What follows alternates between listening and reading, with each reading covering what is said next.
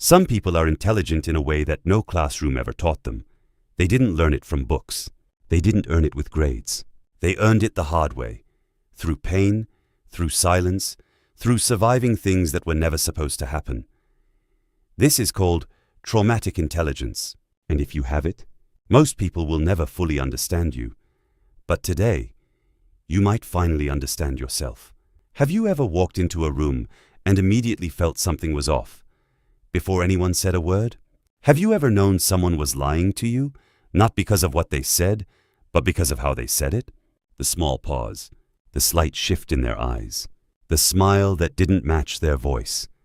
Have you ever felt like you understand people too deeply, and that understanding exhausts you? That's not overthinking. That's not anxiety. That is traumatic intelligence at work. It's a form of intelligence that develops not in spite of pain, but because of it.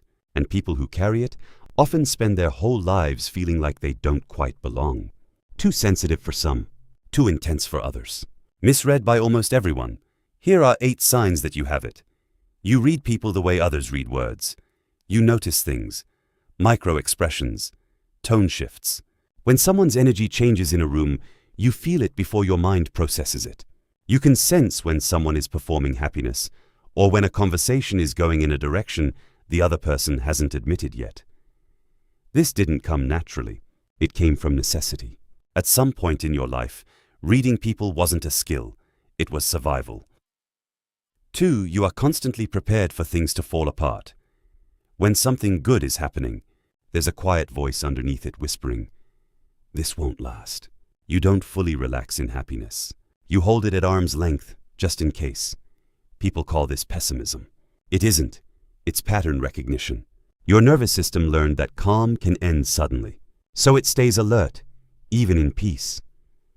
You feel emotions with unusual depth. When you're sad, it's not just sadness, it's a heaviness that sits in your chest and asks questions. When you're happy, it sometimes comes with grief, for the time when you weren't. When you love someone, you love them completely, and that terrifies you. You don't experience emotions in shallow water. You live in the deep end. You find it easier to help others than to ask for help yourself. You are the person people call when their world is falling apart. You know what to say. You hold space for other people's pain without flinching. But when you are the one falling apart, you go quiet. You handle it alone. Because somewhere along the way, you learned that your needs were inconvenient, that showing weakness had consequences. So you became the helper, and you forgot what it felt like to be helped.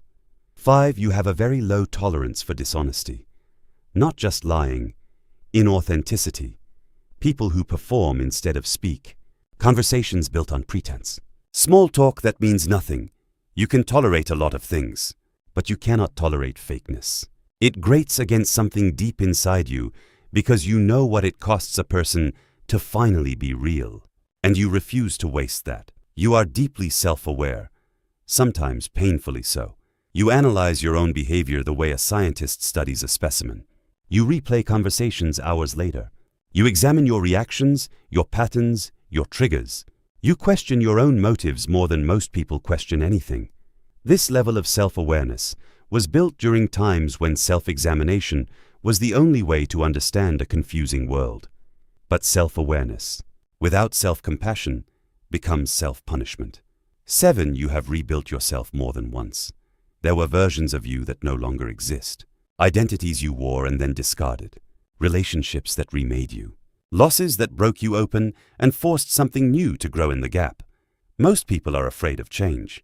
You have been changed, against your will, without warning, enough times that you've developed a relationship with it.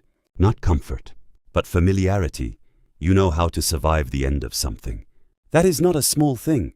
You carry wisdom that you never asked for. People decades older than you come to you for perspective. Children trust you instinctively. Strangers tell you things on first meetings that they haven't told their closest friends. Because there is something in your eyes, something in the way you listen, that says, "I know what hard looks like. You are safe here." That depth did not come from a comfortable life. It came from a life that asked too much of you too soon. Here's the part that most people get wrong about traumatic intelligence.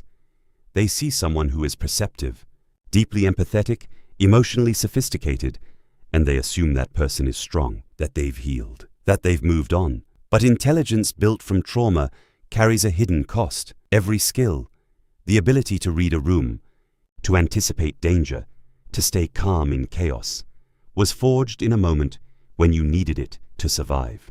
Which means part of your nervous system still lives in that moment, still scanning, still bracing, still waiting for the next thing that requires you to be that capable under pressure. Your intelligence and your wound are not separate. They grew together. This is why people with traumatic intelligence often feel out of place in ordinary life. Ordinary life doesn't require the level of attention you naturally operate at. So you feel overstimulated, underwhelmed, misunderstood, sometimes all at once. You are sharpened by something that should never have cut you, and the tragedy isn't the intelligence. The tragedy is that you would have traded it, all of it, for a childhood that was simply safe. Traumatic intelligence develops when a child's environment becomes unpredictable, when love is inconsistent, when the adults in the room are the source of both comfort and danger, when being unnoticed is safer than being seen. In those conditions, the nervous system does something remarkable. It starts paying closer attention. It develops hypervigilance, not as a disorder, but as an adaptation. A survival strategy dressed up as a personality trait. Over time, that hypervigilance becomes emotional intelligence, situational awareness, the ability to regulate your emotions under pressure because you had to, the ability to detect deception because someone important to you once required that you couldn't miss it. You became perceptive because you had no other choice, and now that skill lives in you, even when the danger is long gone. There is a version of your story that gets told as damage. The hypervigilance is labeled anxiety. The emotional depth is called too sensitive. The self-awareness is called overthinking. The walls you built are called cold. The need for authenticity is called difficult. But that is not the whole story. The whole story is that something difficult happened to you, and instead of being destroyed by it, a part of you, quietly, stubbornly, decided to become extraordinary because of it, not in a way that gets applause. Not in a way that makes the highlight reel, but in the way that matters most, in the room, in the conversation, in the moment when someone needed someone who truly understood. That was you. It is always you. Your intelligence is real. Your wounds are real, and neither cancels the other out. You are not broken with gifts. You are a person who was pressed hard enough and long enough that something rare emerged, something that can't be taught in any school. Something most people will live their entire lives without ever developing. The question now is not whether you carry this. You do. The question is whether you will let it define you, or finally let yourself define it. Healing doesn't mean losing what you've become. It means choosing, for the first time,